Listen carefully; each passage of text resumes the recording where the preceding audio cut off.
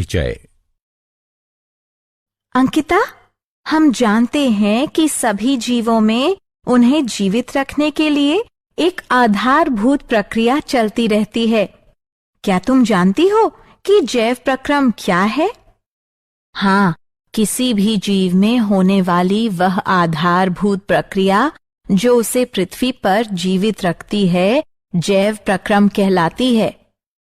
बिल्कुल सही। सभी जीवों में जीवन को बनाए रखने के लिए विभिन्न प्रकार की प्रक्रिया चलती रहती है। इन सभी प्रक्रियाओं के लिए ऊर्जा की आवश्यकता होती है। जीवों को यह ऊर्जा शरीर के बाहर से भोजन के रूप में मिलती है। तो आओ इस विषय में विस्तार से चर्चा करें। उद्देश्य।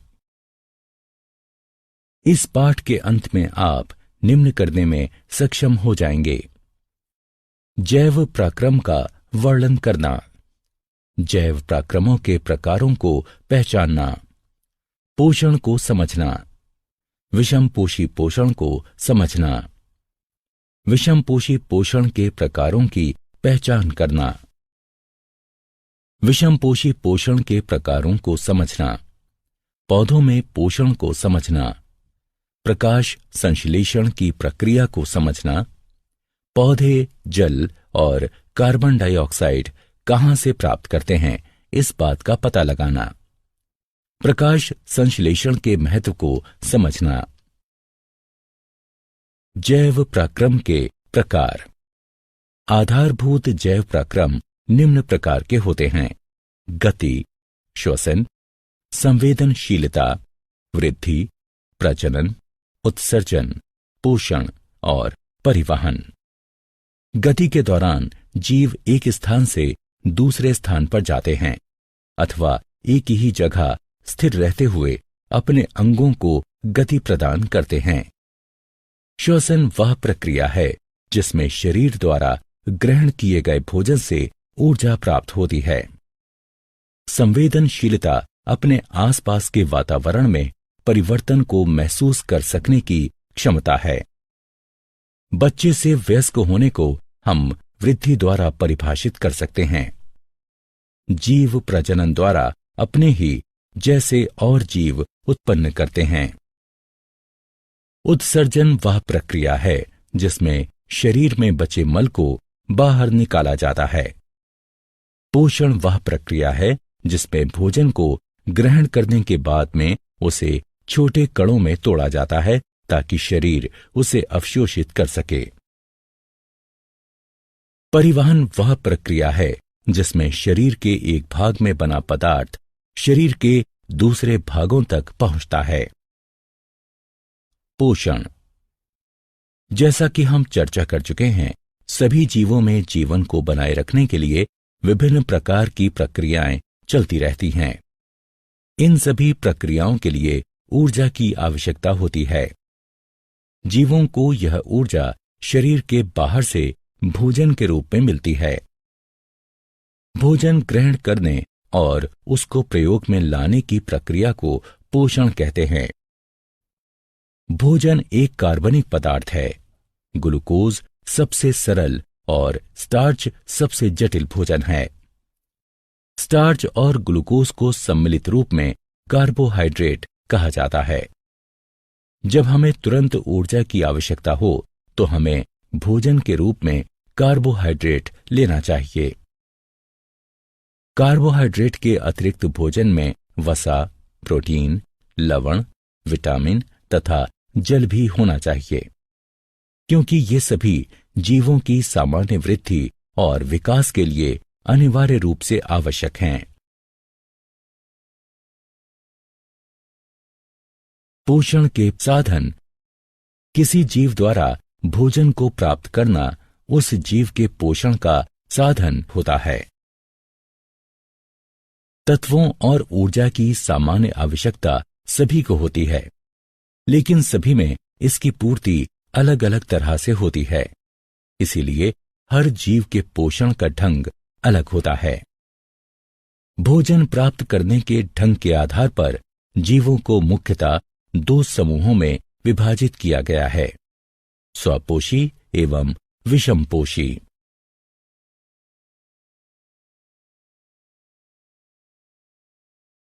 स्वपोषी पोषण। स्व का अर्थ स्वयं और पोषी का अर्थ पोषण है, अर्थात स्वपोषी का अर्थ है अपना पोषण स्वयं करना। स्वपोषी पोषण पोषण का वह प्रकार है जिसमें जीव अपने आसपास के वातावरण में उपस्थित अकार्बनिक पदार्थों जैसे कार्बन डाइऑक्साइड और जल से अपने भोजन का निर्माण स्वयं करता है। हरे पौधे स्वपोषी होते हैं। स्वपोषी साइनोबैक्टीरिया भी इसी प्रकार अपना पोषण करते हैं। इसलिए हम कह सकते हैं कि वे जीव जो कार्बन डाइऑक्साइड और जल से अपना भोजन स्वयं बनाते हैं स्वपोषी कहलाते हैं। स्वपोषी जीवों में हरे रंग का रंजक क्लोरोफिल पाया जाता है जो सौर ऊर्जा को अवशोषित करता है। स्वपोषी जीव अवशोषित सौर ऊर्जा का उपयोग प्रकाश संश्लेषण द्वारा कार्बन डाइऑक्साइड और जल से ग्लूकोज बनाने में करते हैं। प्रकाश संश्लेषण प्रक्रिया का समीकरण ये है। विषमपोषी पोषण। विषम का अर्थ अन्य और पोषी का अर्थ पोषण है, अतः इसका अर्थ है अन्य स्रोतों से अपना पोषण करना। विषमपोषी पोषण पोषण का वह प्रकार है जिसमें जीव अपने आसपास के वातावरण में उपस्थित अकार्बनिक पदार्थों जैसे कार्बन डाइऑक्साइड और जल से अपने भोजन का निर्माण नहीं कर सकता और अपने अपने भोजन के लिए दूसरे जीवों पर निर्भर रहता है। अधिकतर जीवाणुओं, कवक और पशुओं में इसी प्रकार का पोषण होता है। वे जीव जो अकार्बनिक पदार्थों जैसे कार्बन डाइऑक्साइड और जल से अपना भोजन स्वयं नहीं बना सकते तथा भोजन के लिए दूसरे जीवों पर निर्भर रहते हैं, विषमपोषी कहलाते हैं। विषमपोषी वह उपभोक्ता है जो अपने भोजन के लिए दूसरे जीवों पर निर्भर रहता है। विषमपोषी अपने भोजन के लिए स्वपोषी जीवों और दूसरे विषमपोषी जीवों पर निर्भर रहता है। विषमपोषी पोषण के प्रकार। विषमपोषी निम्न 3 प्रकार से अपना भोजन प्राप्त करते हैं: मृतजीवी, परजीव, होलोजोइक। मृत का अर्थ नष्ट हो चुका और जीवी का अर्थ आश्रित है, अर्थात ये वो पोषण है जिसमें जीव पोषण के लिए नष्ट हो चुके कार्बनिक पदार्थों जैसे सड़ा हुआ पौधा अथवा मृत पशु पर आश्रित रहता है। जैसे कवक तथा बहुत से जीवाणु मृतजीवी होते हैं। पर का अर्थ दूसरों पर और जीवी का अर्थ आश्रित है। परजीवी वह जीव होता है जो वृद्धि, भोजन और आश्रय के लिए किसी दूसरे जीव पर निर्भर रहता है, लेकिन अपने पोषक की उत्तरजीविता में कोई सहायता नहीं करता, जैसे प्लाज्मोडियम, कुस्कुटा, फीता कृमि इत्यादि। होलों का अर्थ ठोस पदार्थ और जोइक का अर्थ पशु है, अर्थात ये वो पोषण है जिसमें भोजन के रूप में जटिल कार्बनिक पदार्थों का अंतर्ग्रहण किया जाता है, जैसा कि सभी पशु करते हैं, जैसे मनुष्य, श्वान, मवेशी, अमीबा।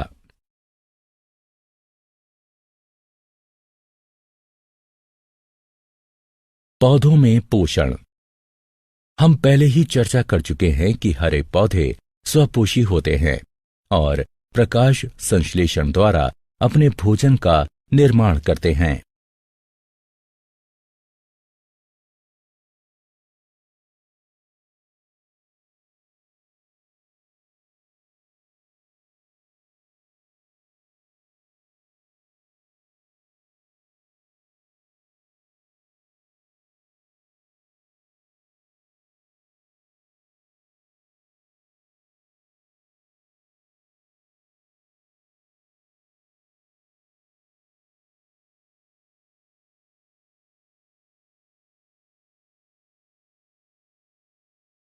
प्रकाश संश्लेषण। प्रकाश का अर्थ सूर्य का प्रकाश और संश्लेषण का अर्थ निर्माण है। अतः प्रकाश संश्लेषण का तात्पर्य सूर्य के प्रकाश की सहायता से भोजन का निर्माण है। प्रकाश संश्लेषण वह प्रक्रिया है जिसका उपयोग सभी हरे पौधे, नीले हरे शैवाल, साइनोफाइटा और कुछ जीवाणु करते हैं। यह कार्बन डाइऑक्साइड और जल से कार्बनिक यौगिक, मुख्यतः शर्करा बनाने की वह प्रक्रिया है जिसमें ऊर्जा के स्रोत के रूप में सूर्य के प्रकाश का प्रयोग होता है और क्लोरोफिल सूर्य के प्रकाश को अवशोषित करता है। प्रकाश संश्लेषण को संक्षिप्त रूप से इस समीकरण द्वारा दर्शाया जा सकता है। प्रकाश संश्लेषण मुख्यतः 2 चरणों में विभाजित होता है। प्रकाश आश्रित चरण, प्रकाश आश्रित अभिक्रियाएं। इनमें विकिरण ऊर्जा एटीपी के रूप में रासायनिक ऊर्जा में परिवर्तित हो जाती है। अंधकारमय चरण, प्रकाश मुक्त अभिक्रियाएं। प्रकाश आश्रित चरण में बनी एटीपी का उपयोग करते हुए एंजाइम संश्लेषण द्वारा मध्यवर्ती कार्बोहाइड्रेट और अन्य यौगिकों के निर्माण को निरूपित करता है। प्रकाश संश्लेषण की क्रिया निम्न 3 चरणों में घटित होती है। अवशोषण, क्लोरोफिल द्वारा सूर्य के प्रकाश से सौर ऊर्जा का अवशोषण। रूपांतरण, सौर ऊर्जा का रासायनिक ऊर्जा में परिवर्तन। सौर ऊर्जा द्वारा जल का हाइड्रोजन और ऑक्सीजन में टूटना। अपचयन, हाइड्रोजन द्वारा रासायनिक ऊर्जा का उपयोग करते हुए कार्बन डाइऑक्साइड का अपचयन करके ग्लूकोज जैसे कार्बोहाइड्रेट का निर्माण।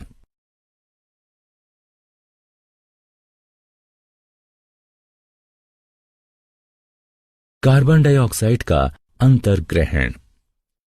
कार्बन डाइऑक्साइड वायु स्टार्चन में ही उपस्थित है।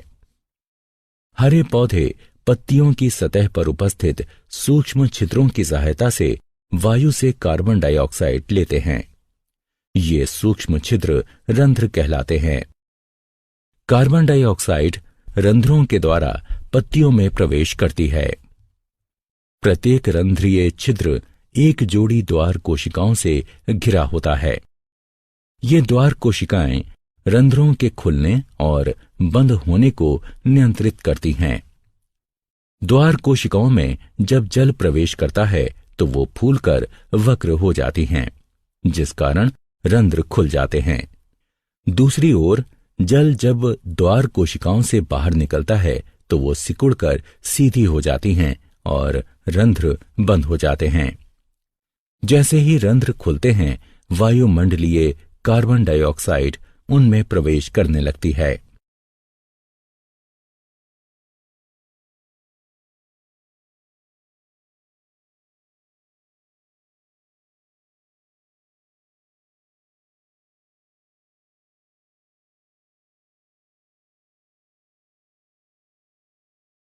जल का अंतर्ग्रहण। पौधों में प्रकाश संश्लेषण के लिए आवश्यक जल पौधों की जड़ें परासरण द्वारा मिट्टी से अवशोषित करती हैं। पौधों की जड़ों द्वारा अवशोषित जल जाइलम नलिकाओं द्वारा पत्तियों में उपस्थित प्रकाश संश्लेषीय कोशिकाओं में पहुंचता है, जहां उसका प्रयोग प्रकाश संश्लेषण में होता है।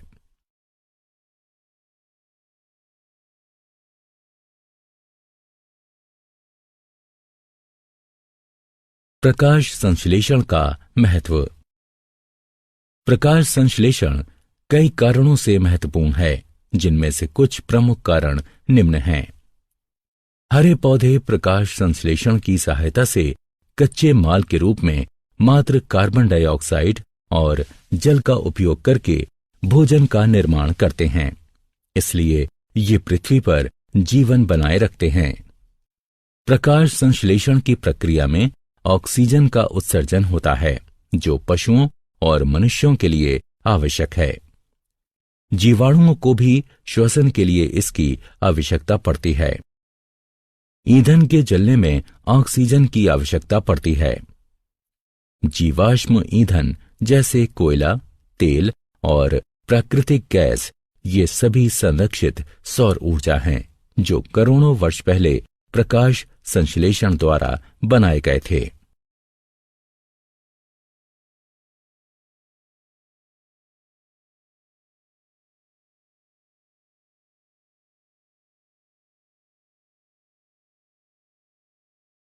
क्या आप जानते हैं एटीपी ऊर्जा मुद्रा है।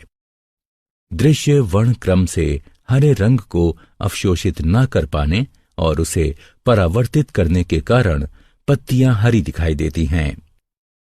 नीला और लाल प्रकाश प्रकाश संश्लेषण के लिए सबसे उपयुक्त है।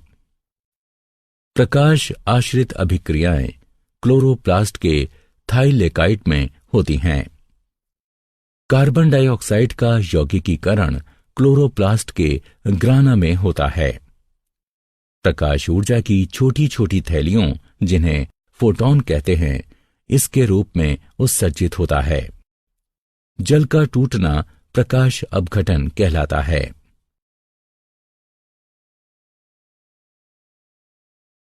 सारांश। आइए हमने जो कुछ सीखा है उसे संक्षेप में दोहराएं।